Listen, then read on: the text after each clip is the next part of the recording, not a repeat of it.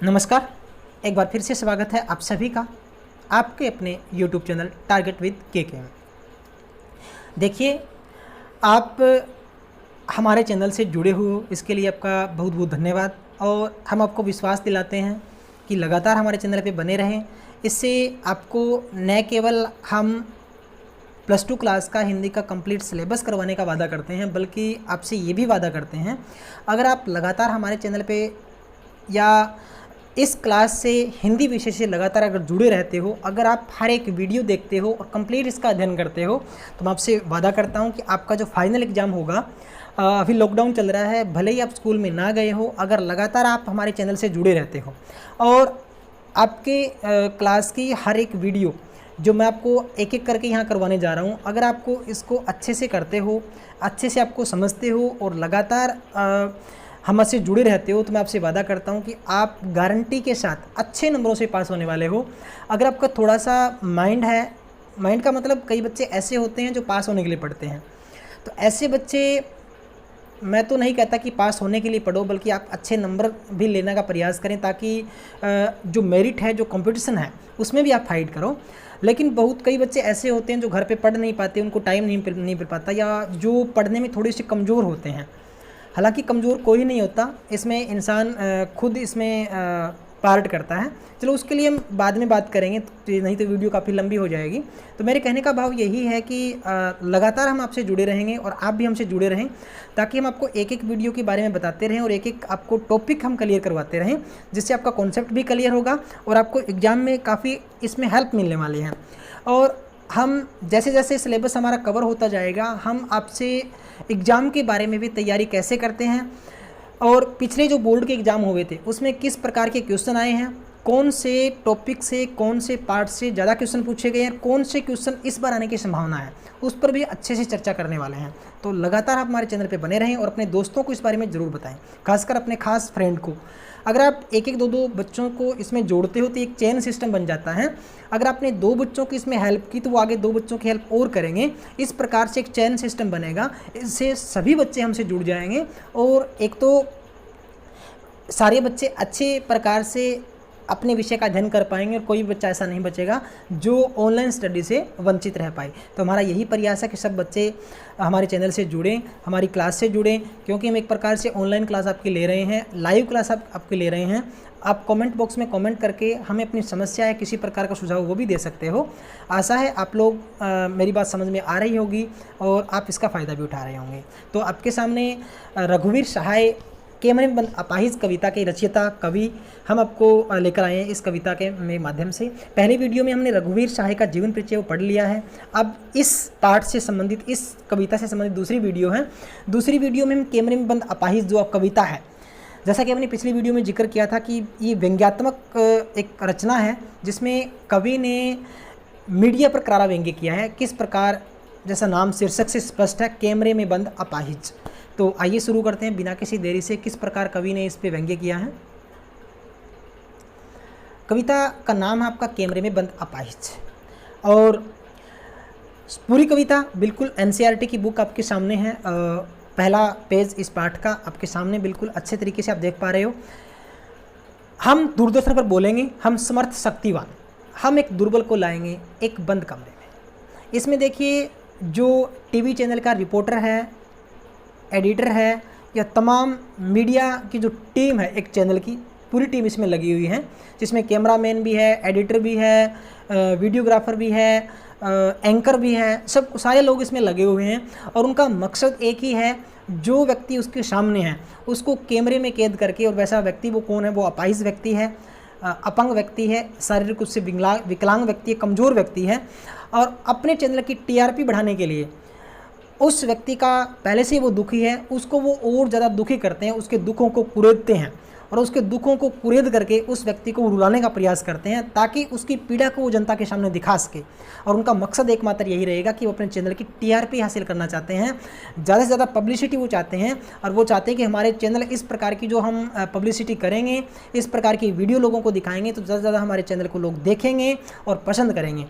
लेकिन वो ये लोग नहीं सोचते कि जो व्यक्ति आपके सामने है, जिस व्यक्ति को आप अपाहिज कह रहे हो, जिस व्यक्ति को आप रुलाने का प्रयास कर रहे हो, वो व्यक्ति इससे कितना दुखी होगा, उसका मनोबल कितना टूटेगा। उनको इस बात से कोई मतलब नहीं है। वो मनुष्य की सारी सीमाओं को, यानी मनुष्यहीनता, एक प्रकार से मैं इसको क्या नाम दूँ, मुझे समझ में भी नहीं आ रहा, वो इतने निर्दयी इस वक्त हो चुके हैं। जैसा कि आप इस लेसन को पढ़ेंगे, इस कविता को पढ़ेंगे तो आपको समझ में आएगा। यानी दूरदर्शन कर्मी हैं, हम दूरदर्शन पर बोलेंगे, यानी टीवी पे माध्यम से हम लोगों से रूबरू होंगे, बात करेंगे। हम समर्थ शक्तिवान, यानी हम समर्थ हैं, काबिल हैं, योग्य हैं, ताकतवर लोग हैं। हम एक दुर्बल को लाएंगे एक बंद कमरे में। यानी ताकतवर लोग कौन है? समर्थवान लोग हैं, टीवी वाले एंकर जो लोग हैं, दूरदर्शन कर्मी हैं, वो समर्थ हैं, ताकतवर लोग हैं। और वो ये बात कहते हैं कि हम एक दुर्बल, दुनिया में कमज़ोर व्यक्ति को एक लाएंगे बंद कमरे में। बंद कमरे का मतलब है जहाँ पे हमारे और उसके बीच में कोई ना हो, उसको सुनने वाला कोई ना हो, सिर्फ हम वहाँ रिकॉर्डिंग करेंगे उस कमरे के अंदर। वो बंद कमरा होगा चारों ओर से, उसमें हम बंद कमरे में कैमरे के माध्यम से रिकॉर्डिंग करेंगे, उसकी वीडियो बनाएंगे और उसके अपाहिज होने का हम कारण पूछेंगे, ताकि हम उस वीडियो को अपने चैनल पर डाल करके अपने चैनल की पब्लिसिटी कर सकें। तो कहने का भाव है, हम दूरदर्शन पर बोलेंगे कि हम एक समर्थ शक्तिवान व्यक्ति हैं, जो एक कमज़ोर व्यक्ति को एक बंद कमरे में लेकर के एक कैमरे के माध्यम से उसकी वीडियोग्राफी करेंगे, उसकी रिकॉर्डिंग करेंगे और उससे पूछेंगे तो क्या आप अपाहिज हैं। उससे पूछेंगे तो आप क्या अपाहिज हैं, यानी क्वेश्चन मार्क, क्या आप अपाहिज हैं। अपाहिज का मतलब अपंग है, शारीरिक रूप से विकलांग है, क्या आपका शरीर का कोई अंग काम नहीं कर रहा या कमज़ोर है, तो आप अपाहिज क्यों हैं। फिर उसके ऊपर एक और सवाल करेंगे कि आप अपाहिज हो क्यों, आप शारीरिक रूप से कमज़ोर हो क्यों, कारण क्या है, क्या हुआ था। आपका अपाहिजपन तो दुख देता होगा या देता है। यानी वो लगातार सवाल पे सवाल उस व्यक्ति से पूछते हैं कि क्या आपका अपाहिजपन, यानी शारीरिक रूप से जो कमज़ोर है, जो आपका अंग विकलांग है, जिस अंग से आप सही ढंग से काम नहीं कर पा रहे हो, उससे आपको दुख होता होगा, तकलीफ़ होती होगी, पीड़ा होती होगी।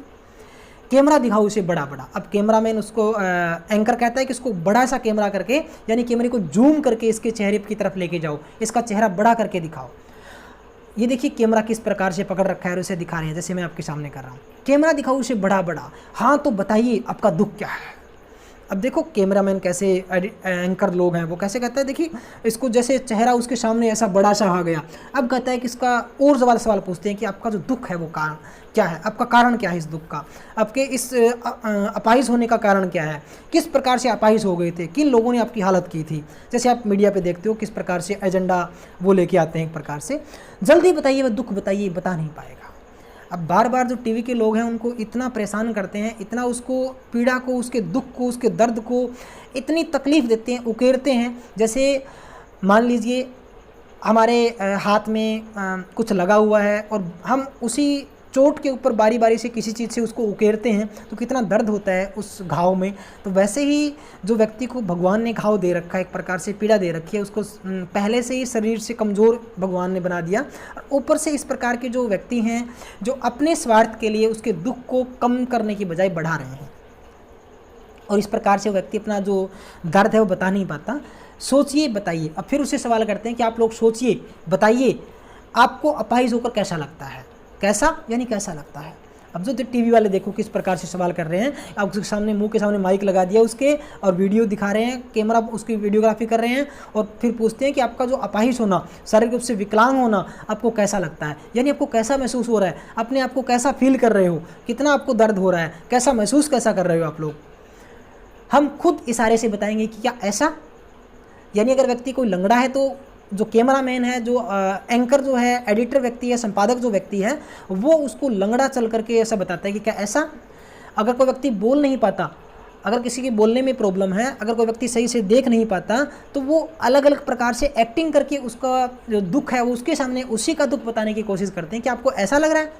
यानी अगर व्यक्ति वो सामने अंधा व्यक्ति है तो उसे अंधे की एक्टिंग करके वो बताता है कि ऐसा लगता है, यानी उसके दुख को कम करने के बजाय वो हम बढ़ा रहे हैं। हम खुद इशारे से बताएंगे क्या ऐसा, सोचिए, बताइए, थोड़ी कोशिश करिए। वो व्यक्ति बिल्कुल मायूस है, कमज़ोर हो चुका है, डर चुका है, इतना वो दुखी व्यक्ति हो चुका है इस व्यक्ति की वो सामने, अपने सामने कुछ भी बोल नहीं पा रहा है। और बार बार उससे यही पूछा जा रहा है कि कोशिश कीजिए, ये अवसर खो देंगे। यानी टीवी पे आने का जो आपका मौका है वो हाथ से चला जाएगा, क्योंकि सब लोग आपको देख रहे हैं। आप बताइए, कुछ तो बताइए, जनता जानना चाहती है।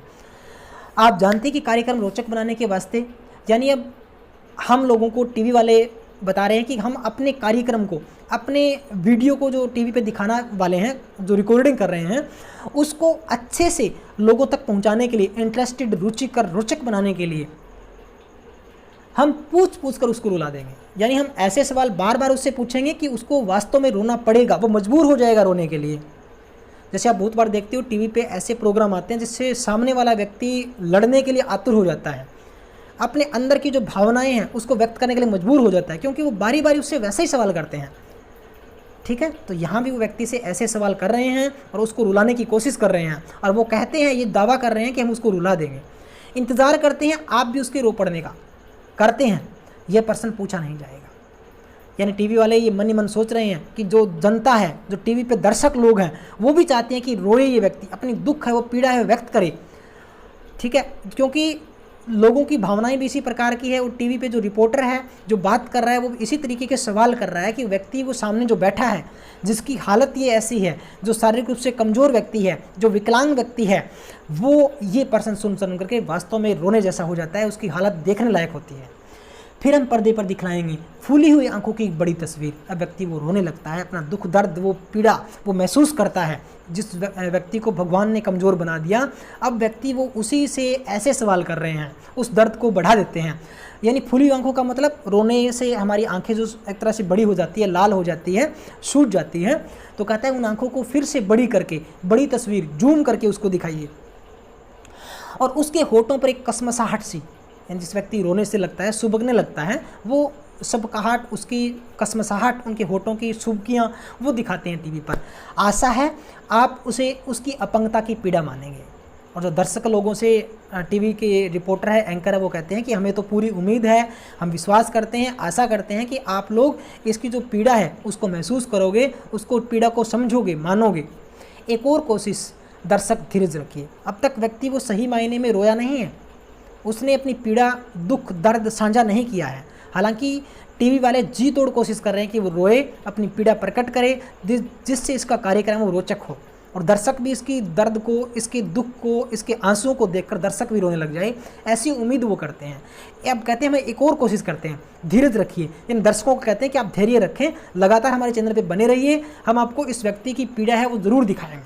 देखिए, हम दोनों एक संग रुलाने हैं। दोनों कौन?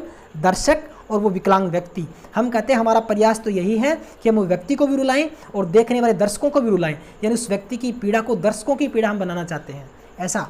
अब देखिए किस प्रकार, देखो इसमें टीवी के कैमरे में आपको दिखाया गया है किस प्रकार से विकलांग व्यक्ति को सामने बिठा रखा है, टीवी रिपोर्टर उसके बिल्कुल मुंह के आगे माइक लेके जाया गया हुआ है। ऊपर देखो टॉर्च से इसको रोशनी भी की हुई, ताकि इसका चेहरा जनता आराम से, आसानी से देख सके। तो इस प्रकार की रिपोर्ट की गई है।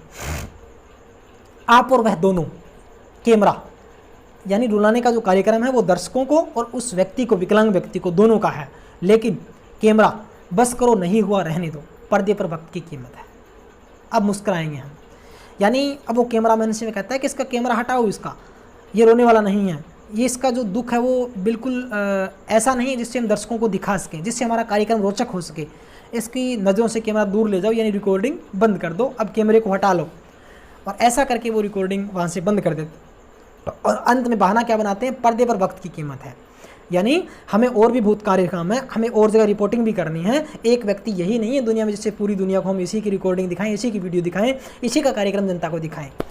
आप देख रहे थे सामाजिक, अब देखो वहाँ पे टीवी रिपोर्टर उस व्यक्ति को वहाँ से गायब कर देते हैं स्क्रीन से, और स्वयं स्क्रीन पे आते हैं सामने, और किस तरह से जनता को संबोधित करते हैं कि आप देख रहे हो, जैसे टीवी रिपोर्टर हूँ मैं और मैं बोल रहा हूँ आपको, आप देख रहे हैं सामाजिक उद्देश्य से युक्त कार्यक्रम, बस थोड़ी सी कसर रह गई थी, धन्यवाद। यानी हम आप लोगों को उस व्यक्ति की पीड़ा बताने ही वाले थे, उस व्यक्ति का दर्द बताने ही वाले थे, उस व्यक्ति की जो आंखों के आंसू दिखाने ही वाले थे, लेकिन हम अपने कार्यक्रम में सफल नहीं हो पाए। धन्यवाद आप लोगों का, थैंक यू।